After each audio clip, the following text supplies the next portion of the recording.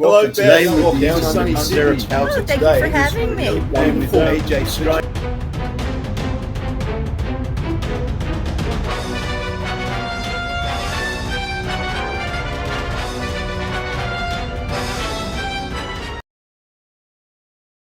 Hi, I'm Paul Rushworth Brown, and welcome to Down Under Interviews, History Bards podcast, and in association with Meet the Author in the US.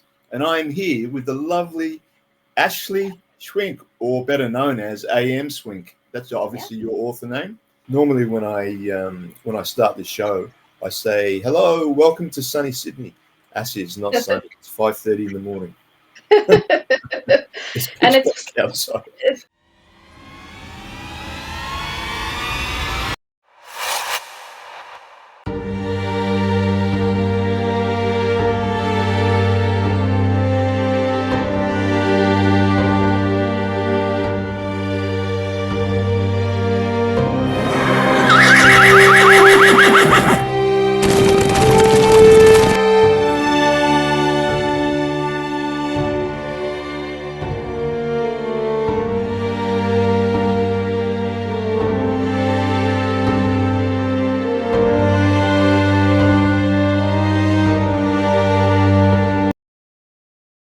Now, Ashley, horses.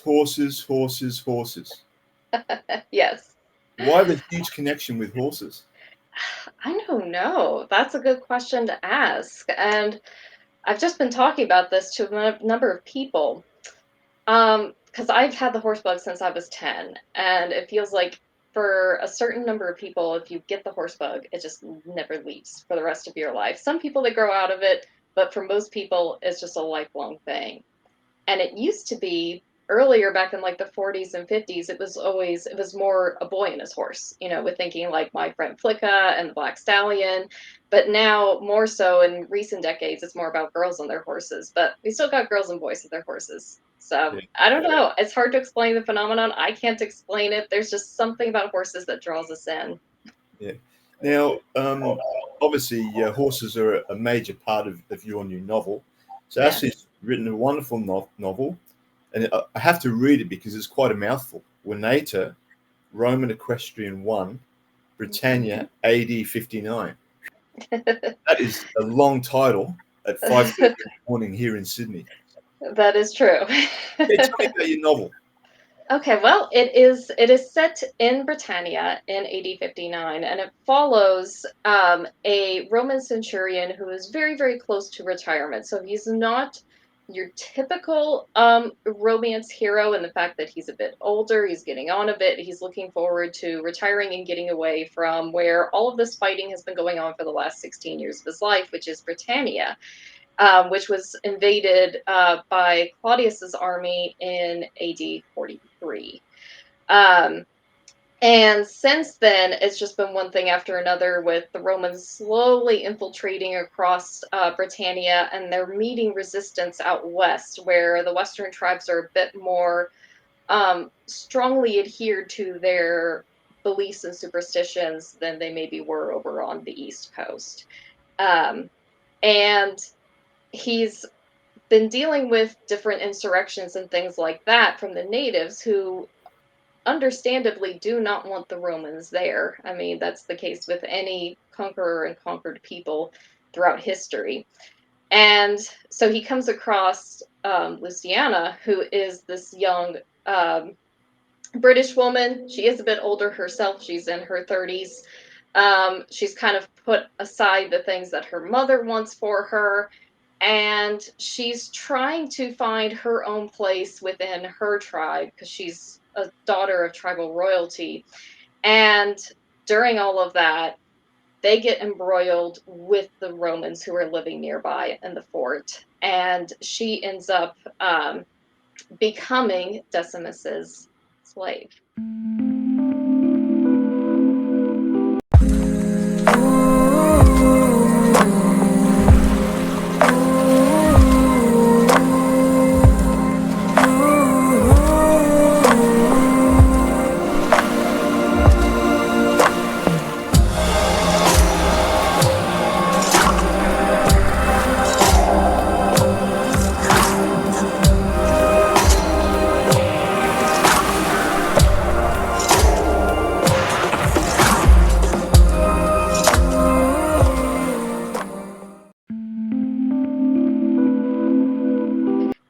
And as a result of that forced proximity, they start to learn a little bit more about each other, particularly that they're both really drawn to horses. And that is the basis for kind of starting to bridge that divide, that gap between these two very different races of people, these two people who are, hated enemies of each other, and these people who have very different ideas about the world and where it should go and what their place is within it. So you've combined your obviously your love of horses with your love of historical Britain or Yes. Britannia. And Yes, I know exactly. from doing my research that you've actually spent quite a bit of time over in England. Did you I do have. your research over there, or did that come afterwards?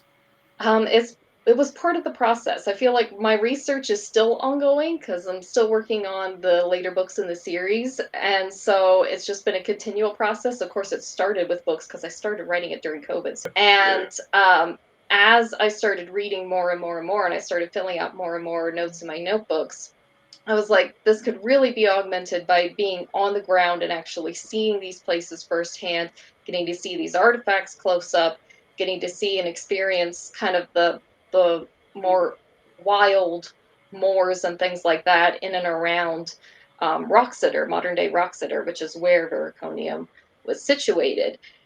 The people who work there get so excited and they're like, oh my gosh, let me show you absolutely everything. Oh, really? And so they showed me some really cool pieces in their collection that are kind of hidden from. Yeah, well, I had on your social media and some of the. I remember the Roman soldier shield. Yes. That was amazing.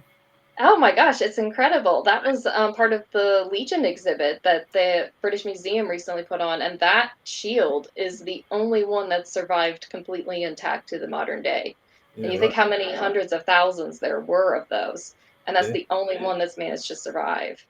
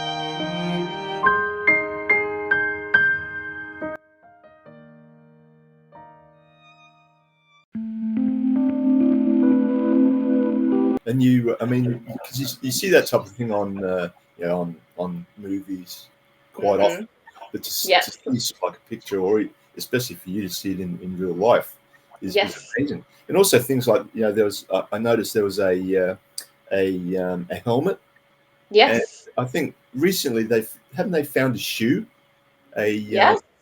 yeah. There's loads of shoes. Um, Yeah. Go up towards if you visit the University of Glasgow, they have a set of exhibits within their museum on the university site that include a lot of finds near the Antonine Wall, and they have loads of intact shoes that survived because of the boggy conditions. So loads of leather shoes in startling condition. It's amazing. Yeah, it's amazing what they can find, sort of like especially around those types of areas like the bogs and Yeah, that just sort of like absolutely. seem to keep them intact. So Yes. give us a little bit of a okay. So you said that Luciana and Decimus were sort of like a bit older, and Yes. obviously there's some sort of a romance side story, sort of like in the novel. What Yes. why did you I mean most authors in that type of situation would make the protagonists sort of like younger and Mhm. that type of thing. Why did you decide to make them a little bit older? Well, for one thing, I'm a little bit older, so Okay. it's much easier to write from a perspective that I currently have. But despite that, despite her age, Luciana at the beginning of the novel is still quite immature. She still hasn't quite figured a lot of things out because she's led a relatively sheltered life, and Yeah. that's something that I can relate to as well. Um, and it's just the fact that you don't see that many. Like, I'm so tired of protagonists, especially in romance novels, where the female main character is 17 and her male love interest is 26 and he's ripped and he's got abs. And it's just the same people over and over and over again. And I'm Yeah. like, I want to see something different. I want to see people that are on my level, that I could understand and see the attraction with. Okay. So she's actually a Celtic princess, isn't she? Yes, she Yeah. is. So give me a little bit. Okay, you said that she hasn't. She's a little bit immature because of her Mhm. somewhat sheltered upbringing or life. Give us a little bit more. Tell us a little bit more about her character. Well, she is the daughter of the chieftain of the Cornovii tribe, which were native to that area, Vericonium, right there. In fact, that's where the name Vericonium comes from. In Latin, it means victory over the Cornovii people. Um, and her mother was actually the daughter of a druid priestess. So she has this wealth of knowledge at her fingertips, but she's more concerned with doing things with her horse, not being told what to do by her parents. She was sent off by her dad at a relatively young age after the invasion took place because she was like a teenager at the time of 8043 when Rome came in. And he was like, "You're going to need to learn Latin and you're going to need to learn this because it looks like these guys are here for the long haul." So she got sent away to Londinium and learned Latin there at the hands of a Latin instructor, who um, like a number of unfortunate people in today's modern day and age, took advantage of her um, Immaturity. innocence. Yes, her immaturity, and so she had to learn some lessons the hard way in that respect. Okay. And so her and Decimus, the centurion, they start off, I suppose, as enemies, and Yes, through obviously through the love of horses, this romantic story develops. Right? yes, yes. Um, At the same time, they've got cross purposes going. So who's going to win over the other one?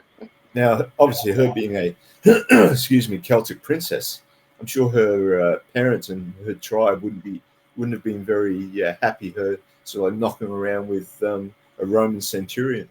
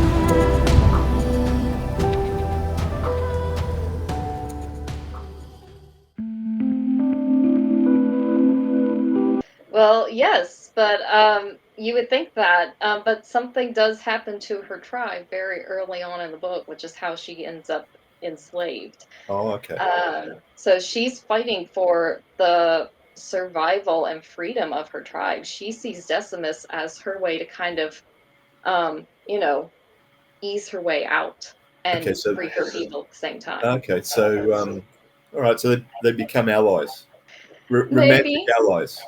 I think they would more argue that they're using each other for their own purposes. Okay, very interesting. All right, so you've got this love of horses. Yeah. Um, what did you find was most difficult about writing the story? The thing I found most difficult about writing this story was literally just getting the words onto the page. Like, I'm happy to read and research all day long. I love scribbling little notes and factoids that I find in my notebook. I can plan really rough outlines and sketch out, okay, I want this, this, and this to happen in this chapter. But the thing that I find the hardest, and it's because I'm a perfectionist, is actually sitting down and typing the words onto the page and not getting bogged down in that's a bad sentence. I need to totally rewrite that and just spend forever writing one sentence. Yeah, right. Doing NaNoWriMo, which was how I finished this novel, was how I like just holding myself to that word count and being like, okay, I just need to push through and get words on the page. I can edit a bad page. I can't edit a blank page. And that was the biggest obstacle I had to hurdle in writing it. It's number one. How many are going to come out? I have plans for at least 6. 6. 2 and 3 are currently in the stages, and there might be some prequel action going on as well, because I think that there's a lot that could be uncovered with Luciana's grandmother, the druid, Yep. as well as Decimus's mother. There's a lot of stuff that is embedded in her backstory that I want to save for her own story. Right. Now, people that are involved with horses, they just must be eating this up. It's Roman history is not something that a lot of equestrians are really familiar with, especially ancient history. Like, people were really, really brutal back then. They're like, well, life was brutal, so they had to be. And that's kind of the starkest difference between now and then. Thank you so much for being on the show. Thank you for having me. Bed. Okay. Enjoy the rest of your morning.